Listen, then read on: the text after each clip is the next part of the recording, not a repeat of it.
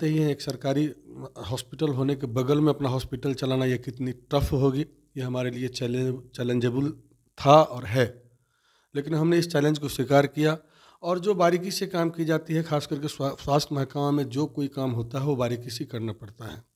एक चीज़ बहुत सुनने को आता है कि मधुबनी हो या कहीं भी कि अगर सही सर्जन को ना रखा जाए या सही तरीके से काम ना किया जाए किसी हॉस्पिटल में तो बहुत तरीके की चीज़ें होती है और लोगों में भी डर रहता है इस बात का। तो और पेशेंट को हम लोग जाने के टाइम में पूरी तरह से संतुष्ट करके भेजते हैं और कम से कम पैसे में अच्छी सुविधा देते हैं। चिकित्सा दलाल जो बिचौलिया होता है ना, उसका ज़्यादा प्रथा बढ़ गया है। तो उस कंडीशन में क्या होता है, जो और कोई भी हम बाय नेम हमको बोलना नहीं चाहिए, बट जो स्थिति आई है उसमें बता रहूँगा आपको।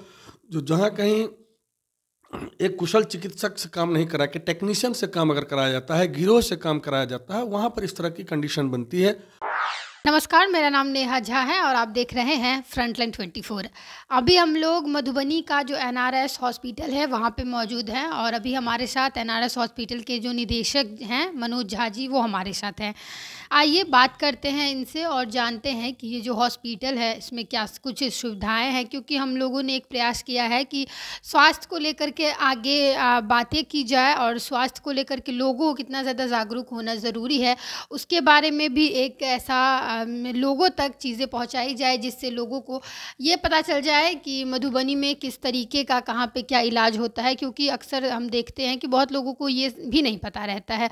तो यही एक नया शुरुआत है और हम लोग ऐसे ही आप लोगों तक पहुंचाएंगे कि क्या कुछ चीज़ें कहाँ पे खास है और क्योंकि इलाज जो है वो सही कराना बहुत ज़रूरी होता है। तो आइए मनोज झा जी से बात करते हैं और जानते हैं कि इस हॉस्पिटल में किस तरीके की जो है वो सेवा किस तरीके का इलाज करवाया जाता है और क्या कुछ चीज़ें यहाँ पे है और कितने दिनों से ये चल रहा है। सबसे पहले तो बहुत बहुत स्वागत है आपका हमारे चैनल में। धन्यवाद आपको और आपके तमाम इलेक्ट्रॉनिक्स मीडिया के जितने भी सहयोगी आए हुए हैं उन लोगों को, हमारे एनआरएस हॉस्पिटल के प्रांगण में आप लोगों को कोटि कोटि धन्यवाद है। जी सर, सबसे पहले तो ये पूछना चाहेंगे कि ये जो हॉस्पिटल है क्या कुछ यहाँ पे किस तरीके का इलाज करवाया जाता है, क्या कुछ चीज़ जो हर एक हॉस्पिटल का होता है कि स्पेशल होता है कि ये सब चीज़ें जो है वो यहाँ पे मुख्य रूप से करवाई जाती है। देखिए, हमारे यहाँ जनरल फिजिशियन का काम तो होता ही है, खास करके स्पेशलाइजेशन मेरे यहाँ जनरल सर्जरी का है। ये गले से नीचे का जितने भी पार्ट हैं, ऑल पार्ट सर्जरी हमारे यहाँ अच्छे तरीके से एक कुशल सर्जन के द्वारा किया जाता है। और हमारी जीवन रही है जनसेवा करना। हमने गांव में भी एक ग्रामीण चिकित्सक का अच्छा खासा काम किया है और उसको ही देखते हुए यहाँ पर भी हमने एक सेवा की भावना से काम कर रहे हैं। हमारे ठीक बगल में सदर हॉस्पिटल है, तो आप जानते ही हैं एक सरकारी हॉस्पिटल होने के बगल में अपना हॉस्पिटल चलाना ये कितनी टफ होगी।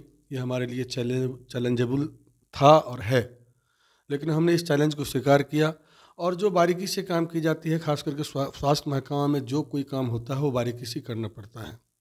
उस बारीकी को देखते हुए हमारे यहाँ कुशल से कुशल एमएस सर्जन हैं, कुशल से कुशल फिजिशियन हैं, गायनी भी हमारे यहाँ एमएस गायनी भी हैं, उनके फिजिशियन भी हैं।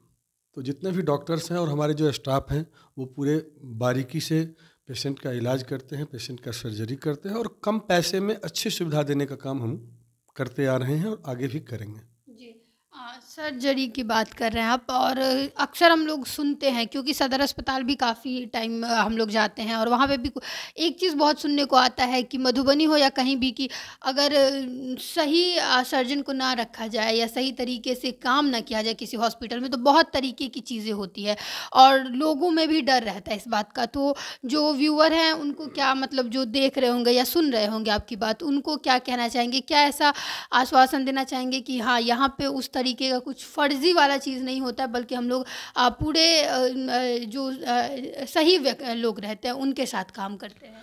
देखिए, इस मामले में हम बताएंगे, बहुत मार्केट में बहुत सारी चीज़ सुनने को मिलती है, बट हमने अपना अनुभव जो पाया है, एक सही काम करने के तरीके, अगर कोई भी काम सही तरीके से करेंगे, एक कुशल व्यक्ति कुशल चिकित्सक के द्वारा करेंगे तो किसी तरह की कोई परेशानी होती नहीं है, जिसका प्रमाण मेरा संस्थान खुद है।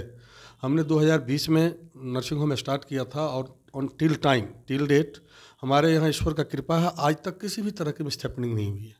ड्यू टू उसका यही रीज़न है, जो हमने जो कोई भी काम करवाया है, अगर सर्जरी का काम हुआ है, अपेंडिक्स हो, हॉर्निया हो, हाइड्रोफिल हो, टोटल हिस्टेक्टोमी हो, वेजिनल हिस्टेक्टोमी हो या LSCS पेट खोल के जो बच्चा होता है, किसी भी तरह की सर्जरी हमारे यहाँ नॉर्मल इशू भी होती है, आपका हम 99% गारंटी लेते हैं जो नॉर्मल इशू होगी या होती है।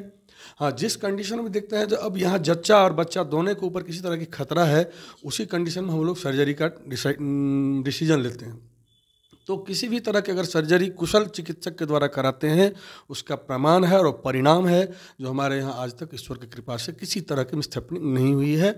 और पेशेंट को हम लोग जाने के टाइम में पूरी तरह से संतुष्ट करके भेजते हैं और कम से कम पैसे में अच्छी सुविधा देते हैं। चिकित्सकीय सुविधा जो है सो कम से कम पैसे में हम लोग देते हैं और अच्छी सुविधा देते हैं। जी, मेरा यही सवाल दूसरा था, क्योंकि सर्जरी की जब बात आती है तो फाइनेंशियली लोग ज़्यादा देखते हैं कि फाइनेंशियली कैसा है, तो वो उस सब चीज़ों में कैसा क्या है? अभी वर्तमान जो परिस्थिति है ना, खास करके दरभंगा में पहले हम लोग सुनते थे, लेकिन मधुबनी में भी इस तरह का होने लगा है। जो दलाल जो बिचौलिया होता है ना, उसका ज़्यादा प्रथा बढ़ गया है। तो उस कंडीशन में क्या होता है, जो और कोई भी हम बाय नेम हमको बोलना नहीं चाहिए, बट जो स्थिति आई है उसमें बता रहूँगा आपको, जो जहाँ कहीं एक कुशल चिकित्सक से काम नहीं करा के टेक्नीशियन से काम अगर कराया जाता है, गिरोह से काम कराया जाता है, वहाँ पर इस तरह की कंडीशन बनती है। और पेशेंट के साथ खास करके राशि आर्थिक जो शोषण किया जाता है वो तो किया ही जाता है, और एक कुशल चिकित्सक के द्वारा इलाज नहीं कराने पर उसके साथ मिसहैपनिंग भी होती है, जो कि मेरे यहाँ इस तरह की अभी तक ईश्वर का कृपा रहा है। हम लोग एक कुशल चिकित्सक के द्वारा, एक एमएस के द्वारा या अच्छे फिजिशियन के द्वारा पेशेंट को केयर करवाते हैं, पेशेंट का सर्जरी कराते हैं और कम पैसे में पेशेंट को यहाँ से खुश करके, हंस के, झूमते हुए यहाँ से विदा करते हैं, चल जाते हैं वो लोग। 2020 में आपने बताया है कि ये हॉस्पिटल की शुरुआत हुई थी। उस समय में क्या कुछ, क्योंकि स्वास्थ्य को लेकर के जब भी हॉस्पिटल, अगर कोई भी इंसान प्राइवेट हॉस्पिटल खोलते हैं तो उनका ज़रूर स्वास्थ्य के पीछे रुझान रहता है कि स्वास्थ्य रहे, तो क्या ऐसा एक रीज़न था? और क्योंकि उससे पहले पढ़ाई भी उसी से रिलेटेड सब रहता है, तो फिर क्या ऐसा इंटरेस्ट था कि स्वास्थ्य में जाना है? देखिए, ऑलरेडी मैंने आपको पहले ही बताया, जो मैं पढ़ाई भी ISC BSc वगैरह जूलॉजी बायो सब से ही किया हूँ, तो स्वास्थ्य महकमा के चिकित्सकीय क्षेत्र से मेरी अच्छी रुझान रही है। और उसके बाद मैंने फिर ट्रेनिंग वगैरह भी लिया, तो गांव में भी एक ग्रामीण चिकित्सक का हमने काम किया था। उसके बाद हमने देखा तो 2020 में हमने जब इसको स्टार्ट किया तो दुर्भाग्यवश ईश्वर का कृपा हुआ जो पूरे देश में कोरोना महामारी आ गई, और हमारे यहाँ कोविड सेंटर नहीं था, बट हमारे पास जो ऑक्सीजन सिलेंडर की कैपेसिटी थी, हमने उस कोरोना के दौरान मैक्सिमम आदमी को free of cost oxygen cylinder उपलब्ध कराने का काम किया। इवन जहाँ तक अपना फिजिकल को सेफ्टी रखते हुए जा करके मैं कोविड पेशेंट को भी केयर करने का भी हमने काम किया है। तो एक स्वास्थ्य जगत से मेरी रुझान रही है, लगाव रही है, एक सेवा करने की भावना रही है, इसीलिए मैं सेवा करते आया हूँ और सेवा करता रहूँगा।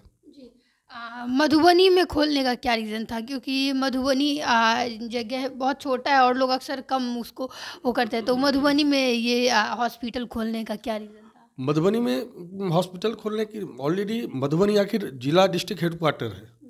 यहाँ पे लोग दरभंगा, पटना जाते हैं, लेकिन गांव देहात से जब लोग आते हैं तो पहले मधुबनी आते हैं। उसके ठीक बगल में सदर हॉस्पिटल है यहाँ पे। तो इसकी पहले व्यवस्था अच्छी नहीं थी। अभी वर्तमान परिस्थिति में सरकार की जो नजर गई है स्वास्थ्य महकमा पे, जो ऊपरी वातावरण देखने को मिल रहा है वो कहीं न कहीं अपने आप में बहुत अच्छी दिख रही है।